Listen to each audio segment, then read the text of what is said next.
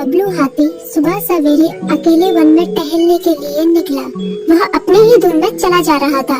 लगता था उसके दिमाग में कोई उलझन है जिसे वह सुलझाने की कोशिश कर रहा था। सड़क पर आगे बढ़ते ही उसके सामने चीकू खरगोश भागा। बबलू का पैर उसके ऊपर पड़ने ही वाला था कि चीकू जोर से चिल्लाया।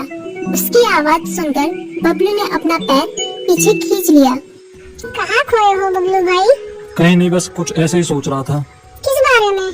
तुम जानकर क्या करोगे? शायद मैं तुम्हारी कुछ मदद कर सकूं। तुम तो जानते हो आजकल वन में कितनी चोरियां हो रही हैं, पर चोर का कोई अता पता ही नहीं है।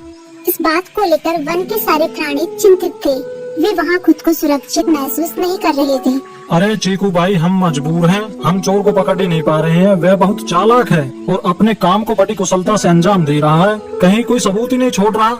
हमारे राजा इस बात को लेकर बहुत चिंतित हैं। यही कारण है कि हम सब इस बारे में सोच रहे हैं। अब तुम मेरी इसमें क्या मदद कर सकते हो? मैं कुछ सोचता हूँ, हो सकता है मुझे कोई उपाय सूझ जाए। प्रयास करने में कोई हर्ज तो नहीं है। तुम ठीक कहते हो चीकू, लेकिन वन के गुप्तचर भी अभी तक इसका कोई हल नहीं निकाल सके। इतना कहकर वे चुप हो गए। बबलू की बातों ने चीकू को सोचने के लिए मजबूर कर दिया। चीकू को उदास देखकर बबलू बोला, तुम अपना मन छोटा मत करो। मुझे अच्छा लगा कि तुमने मेरी परेशानी को समझा। कभी मैं भी इस वन के लिए गुप्तचर का काम करता था। एक बार मेरी टांग टूट जाने से मेरे अंदर फुर्ती नहीं रही। तब से मैंने यह काम छोड़ दिया। चीकू, तुम चाहो तो यह काम दोबारा कर सकते हो। वन के प्राणी ज्यादातर दिन में भोजन की तलाश करते हैं, वे रात को आराम करते हैं। तुम दिन रात दोनों में ही भोजन की तलाश में निकल सकते हो सकता है रात को तुम्हें कुछ ऐसी बातों का पता चल जाए जो हमारे काम की हो। हाँ बबलू, तुम ठीक कहते हो। मैं आज रात को वन में घूम कर इस बात का पता करने की कोशिश करता हूँ। थोड़ी देर बातें करके चीकू अपनी बिल की ओर बढ़ गया और बबलू अपने रास्ते चला गया। चीकू के दिमाग में अभी तक बबलू की कई बातें घूम रही थी। उसे समझ नहीं आ रहा था वह बबलू की मदद कैसे करे। दिन भर वह उसी उधेड़-बुन में लगा रहा। शाम होते ही चीकू कुछ सोचने लगा और वह चुपचाप बिल से बाहर निकल आया। चीकू की पत्नी ने देखा तो बोली, इस समय कहाँ जा रहे हो? बाहर खतरा है। खतरा तो सुबह भी रहता है, लेकिन खतरों से डरकर हम भूखे तो नहीं मर सकते। मैं बाहर घूम कर आता हूँ। इतना कहकर चीकू रात को बिल से बाहर निकल आया। कुछ दूर जाकर उसकी नजर बंकू उल्लू पर पड़ी, जो कुछ ही दूरी पर था। वह पेड़ की डाल पर बैठा अपनी गर्दन चारों तरफ घुमा रहा था। वह तेजी से पेड़ की एक डाल से दूसरी डाल पर उड़ रहा था। बंकू की नजर उस पर नहीं पड़ी थी। कुछ सोचकर चीकू पेड़ के पीछे से बाहर निकलकर थोड़ी खुली जगह पर आ गया और वहाँ से बंकू उल्लू को देखने लगा। बंकू ने चीकू को अंधेरे में भी देख लिया, पर उसने उसमें कोई उत्सुकता नहीं दिखाई और अपनी गर्दन चारों ओर घुमाता रहा। चीकू बड़ी देर तक बंकू की हरकतों पर नजर रखे रहा। वह थोड़ी देर तक खुले मैदान में खड़ा रहा, पर बंकू ने उसे देखकर भी अनदेखा कर दिया।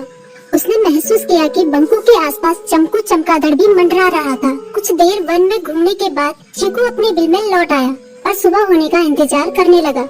अगली सुबह बबलू उसी रास्ते में जा रहा था। रास्ते में चीकू उसका इंतजार कर रहा था।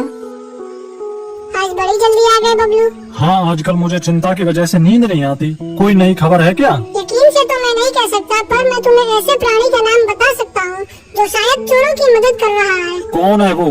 बंकू उल्लू। इतना कहकर चीकू ने रात की घटना उसे ज्यों की त्यों सुना दी। इसे सुनकर बबलू का माथा ठनका। बबलू की आंखें चौंधिया गई। तुम ठीक कह रहे हो। मुझे आज रात बंकू और चमकू पर नजर रखनी होगी।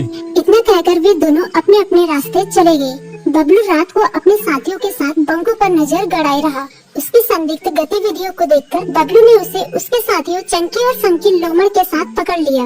बबलू ने सख्ती से पूछताछ करनी शुरू कर दी। तुम इस समय बंकू चमकू के साथ क्या कर रहे हो? हम चारों दोस्त हैं, इसलिए साथ बैठकर बात कर रहे हैं।